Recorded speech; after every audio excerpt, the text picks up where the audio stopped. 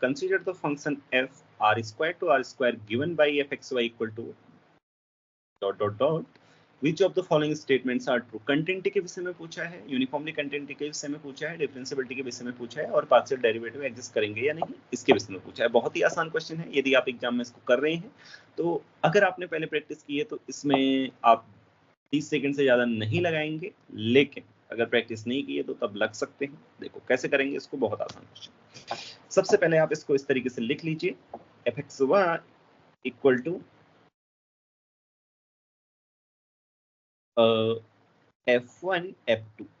ठीक है, f1 means क्या है आपको पता होना चाहिए, f1 xy क्या है, और ये है x plus b y plus c, and f2 xy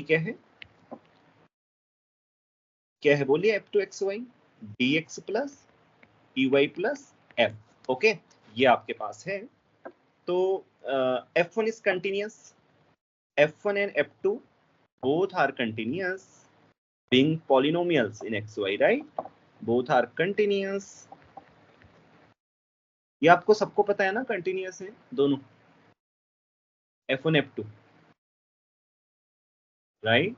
okay, continuous, so f is okay। तो f कंटिन्यूअस है। अब आती है यूनिफॉर्म कंटिन्यूटी की बात। तो f यूनिफॉर्म कंटिन्यूअस है या नहीं इसके लिए आप देखें। सबसे पहले हम f को कैसे लिख रहा हूं, इस तरीके से लिख रहा हूं। ठीक है, लिख सकता हूं या नहीं लिख सकता हूं ये आप मुझे बताएं। ab de into x comma y plus c comma f।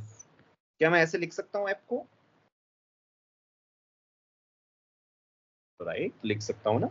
अब यूनिफॉर्म कंटिन्यूटी चेक करते हैं। ओके, 2 पॉइंट्स पर f x1 y1 minus f x2 y2।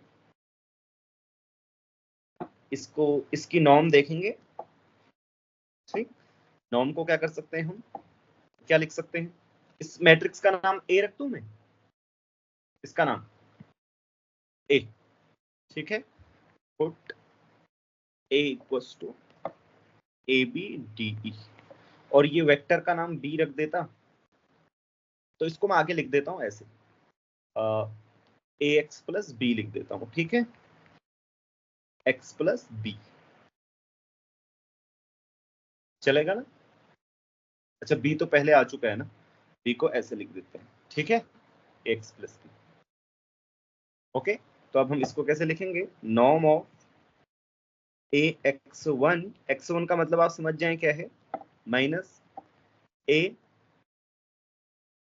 x2 plus minus B. तो यहां से क्या आएगा हमारे पास, बताओ, norm of ax1 ax2। Okay, x1 और x2 का मतलब जानते हैं ना क्या है, x1 equal to vector x1 y1, x2 equal to vector x2 y2। Okay, तो इसको हम क्या लिख सकते हैं, नॉर्म ऑफ, इस तरीके से x1 माइनस x2। तो बताओ, थोड़ा सा अगर नॉर्म पढ़ी है तो बताओ आगे क्या लिखूं आप, एनीवन, कोई भी, less than n equal to,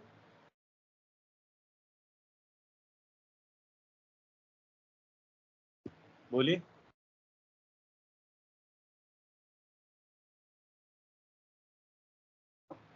less than n equal to norm of A, जो कि फिक्स है, into norm of minus x2।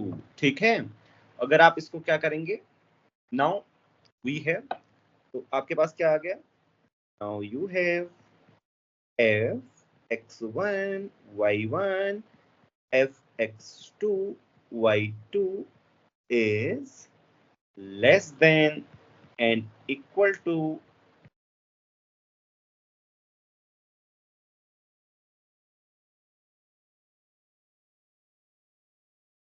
तो यहां से क्लियरली दिख रहा है ना। Oh, this is x1 and minus बड़ा वाला है, हाँ, x1 और x2, ये ध्यान रखना, कैपिटल x1 एंड x2।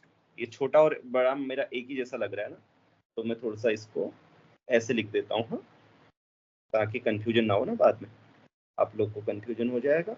तो इसको मैं सुधार देता हूं, कहीं और आया है, अब नहीं आया है, ठीक है, इधर आया है x1 x2, ये यहां तक की बात समझ में आ गई। अब आप इसको कर लेंगे आराम से, इसको ले लीजिए less than epsilon by norm of A, norm of A 0 होगी क्योंकि ये डिस्टिंक्ट है, देखो for real numbers A B C D E F, हाँ ठीक है, अगर जब नॉर्म ऑफ ए 0 हो ना तब तो ठीक ही है, 0 फंक्शन हो जाएगा सब कुछ, है ना, ए बी सी डी 0, फिर कांस्टेंट फंक्शन हो जाएगा, फिर तो यूनिफॉर्मली कंटिन्यूअस हो ही जाएगा ना।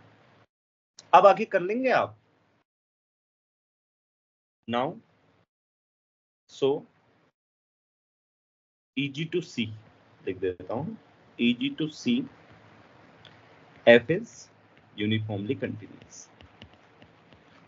इस तरीके के क्वेश्चन आपने रियल में किए होंगे ना काफी, इस तरीके से लाते हैं, लिपचिट टाइप का है, देखो यहाँ पे m आ जाता है, ये तो फिक्स है, a square plus b square plus c square plus d square, ये आएगी इसकी नॉर्म, राइट, तो ये तो एक फिक्स क्वांटिटी आने वाली है, 0 आएगी उस केस में ए बी क्या आ रही है, a b d e square आएगा, हाँ ठीक, अगर 4 के 4 0 हैं तो उस केस में देखो फंक्शन क्या बनेगा आपका, ऊपर देखोगे तो कांस्टेंट फंक्शन बनेगा, तो वो तो यूनिफॉर्मली कंटिन्यूअस होगा, नहीं है तो इसको क्या लिखेंगे, less than epsilon by norm ऐसे लिखेंगे, और फिर दिखा देंगे this can be made less than epsilon whenever you take del equal to this, del ये आ जाएगा आपका उस केस में, ठीक है, यस और नो, यस ओके, तो f is uniformly continuous, f is differentiable is easy, ये 2 का सॉल्यूशन था, ये 3 का,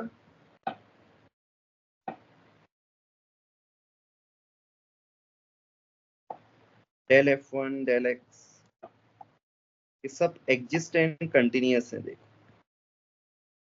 डेल f1 डेल x और डेल वाई भी, इससे जैकोबियन मैट्रिक्स आप निकाल सकते हो, ओके।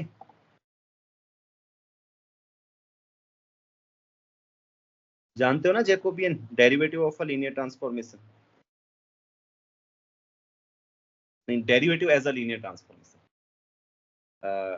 डेल वाई, एग्जिस्ट भी है कंटिन्यूअस भी करते, एग्जिस्ट एंड कंटिन्यूअस, अगर निकालना चाहते हो Jacobian matrix at x y point तो क्या आएगी, आराम से निकाल सकते हो,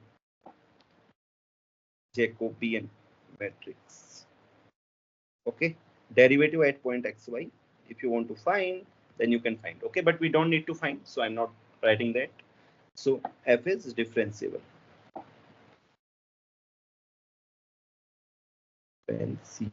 इसको मैं लिख देता हूं, f is differentiable मैट्रिक्स, आराम से आप निकाल सकते हो, चाहते हो तो डेरिवेटिव क्या है किसी पॉइंट पर वो भी देख, ठीक है।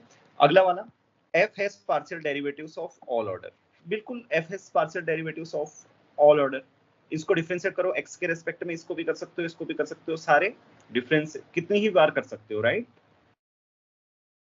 तो इस तरीके से इसका सॉल्यूशन हुआ। यदि आप में से कोई कुछ पूछना चाहता है तो पूछ सकता है, otherwise we are done with this question. Do you want to ask any question? Sir matrix का नॉर्म एक बार बता देंगे? मैट्रिक्स क्या? मैट्रिक्स का नॉर्म। नॉर्मल मैट्रिक्स का नॉर्म वही तो होता है मैट्रिक्स, ये जो ABCD है इसको आप देखो as a vector in R4, देखो R4 में नॉर्म क्या होता है, a square plus b square plus c square plus d square की पावर 1/2। अच्छा, थैंक यू। Right, right. और किसी का कोई क्वेश्चन तो नहीं है?